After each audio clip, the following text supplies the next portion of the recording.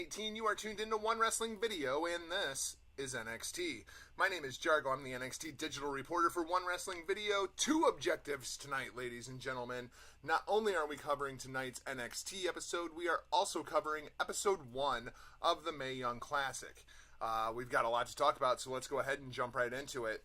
Tonight's episode, of course, coming to us from the first set of tapings since TakeOver Brooklyn, episode 2 of this set of tapings back inside the Full Sail Arena in beautiful Orlando, Florida. It's the first time in a long time there's actually no video package at the beginning of NXT. This is just one of those things that, as a TV nerd, I absolutely look for. It's going to be interesting to see if this is something that they keep on going, or if we go back to having a video package and then the cold open. Your curtain jerker for tonight's episode is Kassius Ohno taking on the finest, Kona Reeves. Nigel Percy and Morrow really putting over the new attitude from Ohno on commentary tonight. Reeves reminds Ohno that he is the finest, and then Ohno proceeds to knock the taste directly out of the finest mouth. Reeves gets in a little bit of offense, even goes for the Hawaiian drop at a certain point, but Ohno reverses and knocks Reeves out for the 1-2-3. Ohno takes to the microphone and says when he came back to NXT, there was a lot of buzz, until one day there just wasn't anymore. He says that there's always somebody new. There's always somebody new that has the buzz, and whoever that next person is, he's going to knock them out and send them to the back of the line. I really like the attitude here from Kassius Ohno. I've been saying for a couple of weeks now, it seems like we are going to turn the artist formerly known as Chris Hero heel, which I'm fully on board with. I think this is going to be very much like the Hideo Itami heel turn that we saw in NXT a couple of years ago, where he's just looking for respect, because let's face it, Kassius Ohno has gotten none thus far. It doesn't seem like we're going to elevate Ohno, though. He says that he's looking for whoever the next new guy in is. Well, that's pretty much been your gimmick since you've been back inside of NXT. But I think I like Kassius Ohno a bit better as a heel. A little bit of a disconnect, though, going up against Kona Reeves, who is clearly a heel. So it's still a little bit of an interesting dichotomy exactly where Ohno is going to be cast inside of NXT at this point. Next out, you have the team of Steve Cutler, Wesley Blake, and Jackson Riker, a three-man team now known as the Forgotten Sons. These guys have been working live events for a while now, and we've seen them in some backstage segments, but as far as I know, this is their NXT TV debut, obviously with the exception of Wesley Blake, who's a former NXT Tag Team Champion with Buddy Murphy. Absolutely zero mention of that team on this episode, which I kind of thought was a little weird. Their opponents this week are the Street Profits. Dawkins and Ford really seem to be getting over inside of Full Sail, and I just don't know why. I don't get the Street Profits. I never really have. Montez Ford just oozes charisma, but them as a team just really doesn't do anything for me. Street Profits come out hot in this match and are dominant off the beginning. Ford with a great dive to the outside before rolling the Suns back in and then slowing things down. Little disconnect from me starting out so hot, and then it was just like the steam came out of the room. Wesley Blake hits a huge clothesline on Ford and takes control of the match for the Forgotten Sons. Ford hits a hot tag to Dawkins, and Dawkins comes in full of fury, and the Full Sail crowd just sits on their hands. They don't respond nearly as hot as you would like if you're a Street Profits fan. After a big DDT from Ford, the Mighty come out in masks. Riker hits a Ford with a clothesline, rolls him back in. Forgotten Sons hit a reverse DDT off the top rope. 1-2-3. Yes, it's just as eclectic as I just made it sound. Just literally came out of nowhere, like they were just having a match, and then all of a sudden it was like, oh, time for the finishing sequence. Let's do it. So weird. Completely disconnected from the rest of the match. I don't understand the Mighty coming out in the masks. Evidently, we're going to get a Mighty and Street Profits part 874 this coming up. I don't understand it. It doesn't make any sense. There's been no build to this. It's just like these two teams magically hate each other, and it's an undercard tag feud that I don't think anybody really cares about at this point. As far as the Forgotten Sons go, it was okay. It doesn't really do a whole lot for me. Jackson Riker was really the best part of the match, and he wasn't even in the match. He was just standing out on the outside looking all intimidating and stuff. I don't know. We'll have to see more from him before I actually form an opinion. Then we go backstage where William Regal is questioning Heavy Machinery And Otis is incredibly nervous. Otis, in fact, starts talking about how he did it. He's the guy who broke the toilet inside of the Performance Center. Not exactly what William Regal was looking for. Tucker and Otis, of course, were they're taking video footage the night of Aleister Black's attack. They supplied Mr. Regal with the video footage, but William Regal wants to know, did you see anything else? Tucker informs him that the only other thing they saw was your NXT champion, Tommy Entertainment, lurking in the bushes. Okay, maybe it was Ciampa, although that still seems way too obvious to me. After a recap of last week's big tag team main event, we then get some video footage of Ricochet and Pete Dunne arguing backstage, basically over whose fault it is that they lost that match. It seems Pete Dunne now wants a shot at the North American Championship, and Ricochet wants a shot at the UK title. Being NXT and them giving the fans what they actually want, William Regal has made this match. The match is announced in 2 weeks. It's going to be Ricochet taking on Pete Dunne, North American Championship versus UK Championship, title versus title. Both titles on the line. This match is going to be incredible, but I have this sneaking suspicion we're not going to get a finish to this match. I don't see either one of these guys walking away with both belts. Chances are Undisputed Era is going to interfere, and this is just going to build up to War Games. Speaking of Undisputed Era, they seem to have some new challengers as the War Raiders cut a little vignette backstage in their full-on Viking helmet gear. I love the artist formerly known as War Machine. I am such a sucker for these two guys. Hanson and Rowe, when these guys first got together, I was watching ROH TV, and I thought, there's no way this is going to work, and since then they have done nothing but prove me wrong. I love the artist formerly known as War Machine, and they inform the Undisputed Era that the era of Undisputed is about to end. Yeah, I think so. I think War Machine are probably taking these titles.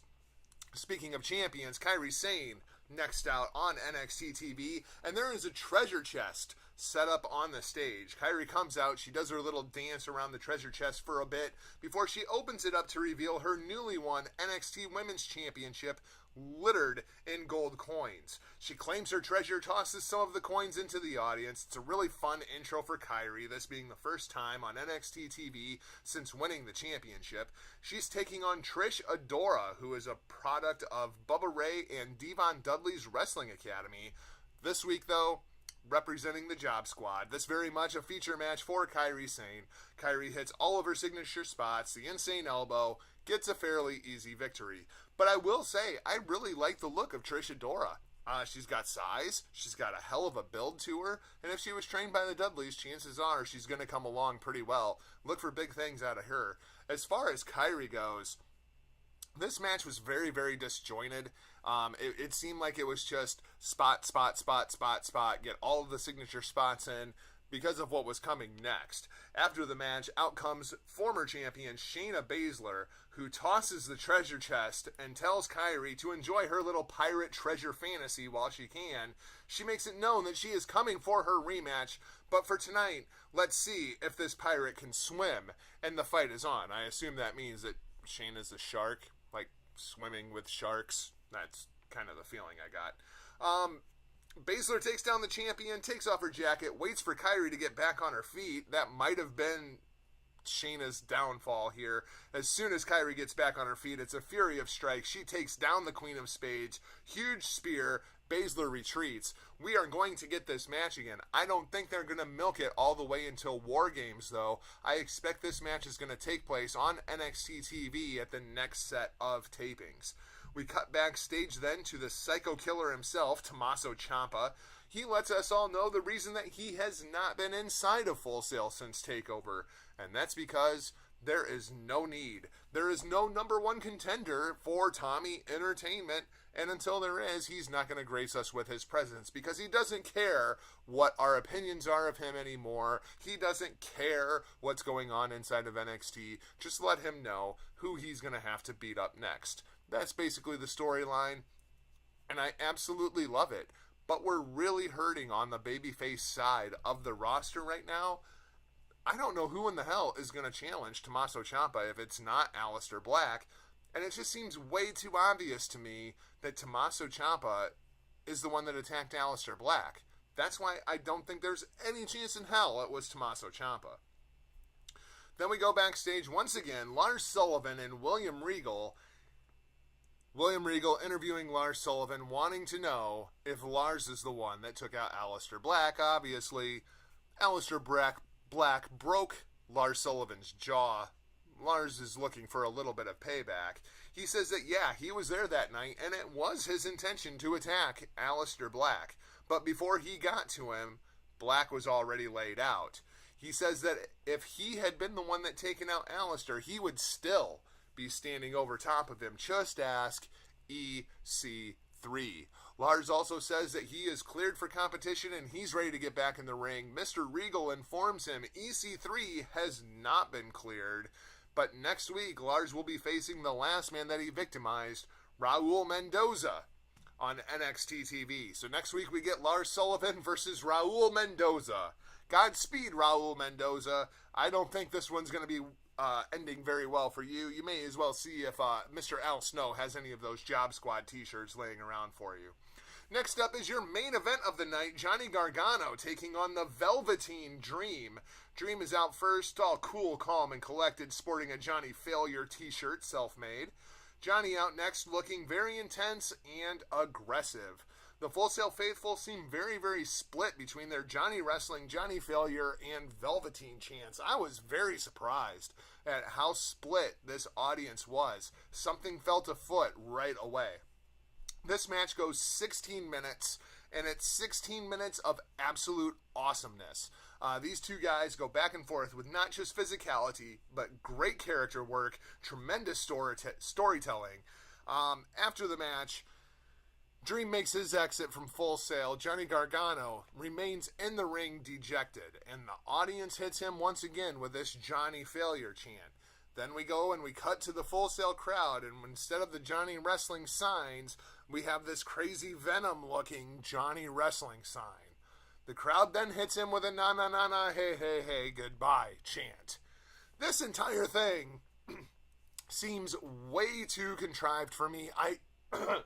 Excuse me. If there was somebody that was actually watching this that was in Full Sail when this was recorded, get at me on Twitter, @NotJargo. I want to know if this audience was coached, because something seems incredibly afoot here. From the way that this crowd was split for Velveteen Dream, the Johnny Failure chants, the way that the crowd responded. There's even a little kid planted in the front row with his Johnny freaking Wrestling sign, and that's when Johnny Wrestling shows a little bit of humanity, and he decides to not take out the Velveteen Dream, which inevitably leads to his downfall. If Johnny would have just been aggressive and wrestled the ending of the match the way that he wrestled the entire match, he would have won this match.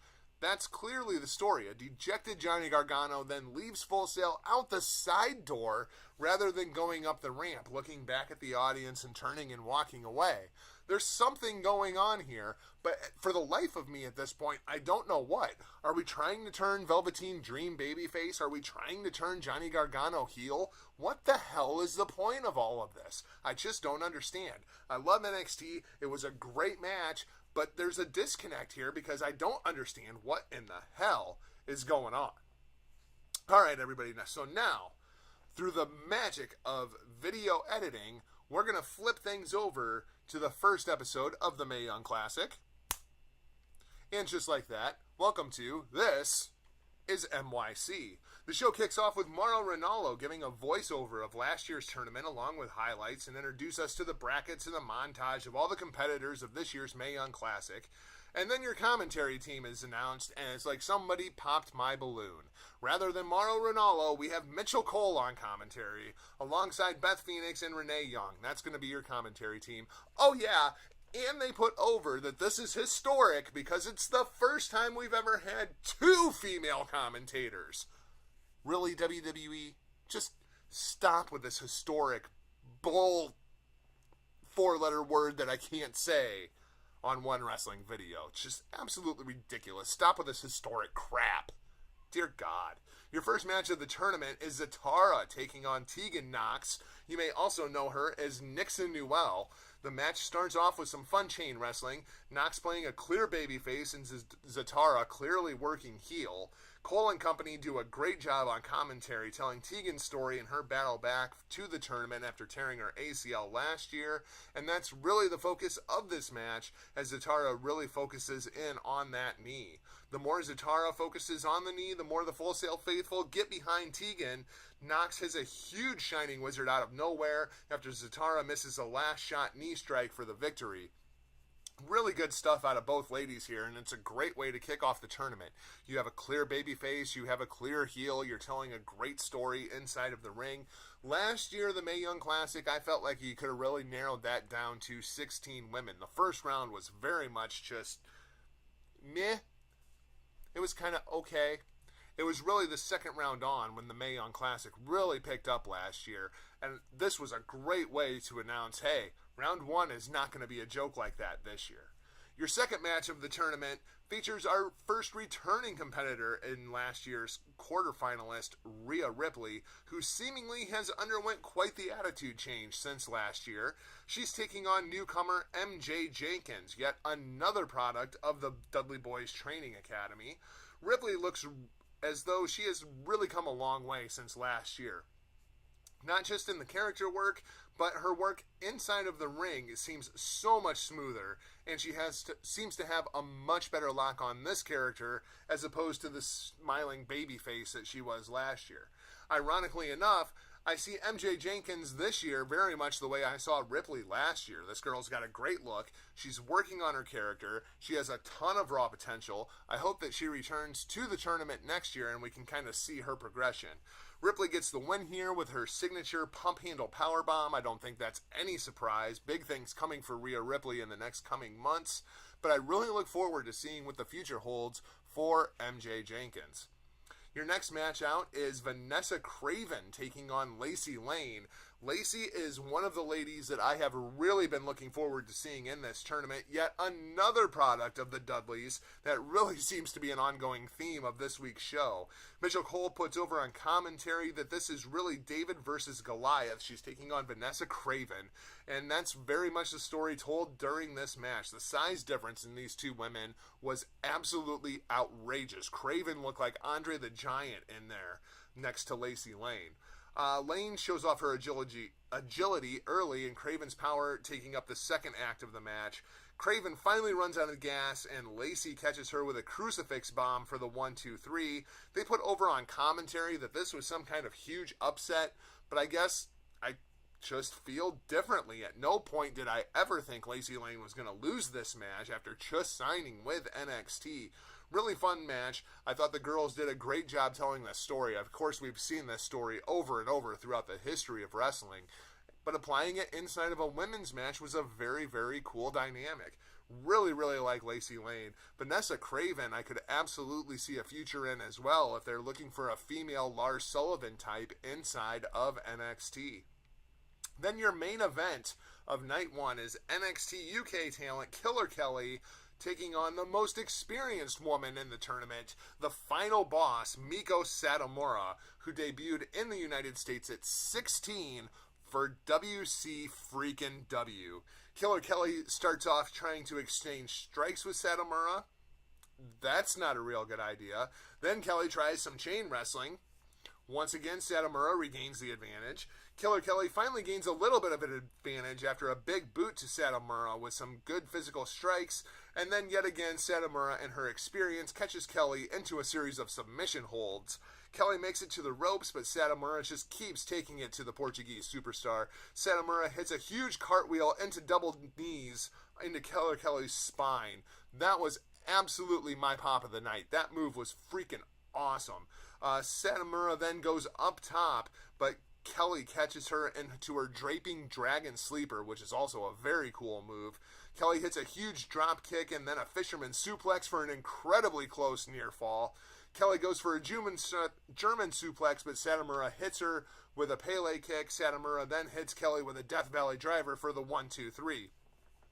Really, really good match here. Kelly got her offense in the end, but this very much a feature match for Miko Satomura. I don't know how far Miko is going to go inside of this tournament, but I really hope that they give her a good run. It is so nice to see them actually paying homage to that generation of the Japanese women. And if you couldn't get Manami Toyota, Satomura is absolutely probably the next best option. So moving on to round 2 after night 1, we have Miko Satomura, Lacy Lane, Rhea Ripley, and Nixon Newell. Really great first night of action out of the Mae Young Classic. Looking forward to the remainder of this tournament, and of course we will cover it all for you here at One Wrestling Video, leading all the way up to Evolution. So that's going to wrap things up for this week's episode of This Is NXT. Thanks for watching, and if you haven't yet, please hit that subscribe button down there at the bottom and the little bell so that you're always notified of all the new content here at One Wrestling Video. Hit me on Twitter at NotJargo. Let me know what you thought of this week's show. Then head over to hittingthemarks.podbean.com so you never miss any of the content out of myself or my tag team partner, Rick Vickery, on the Hitting the Marks Pro Wrestling Podcast. We'll talk to you next week here on This Is NXT. For One Wrestling Video, this is Jargo, signing off.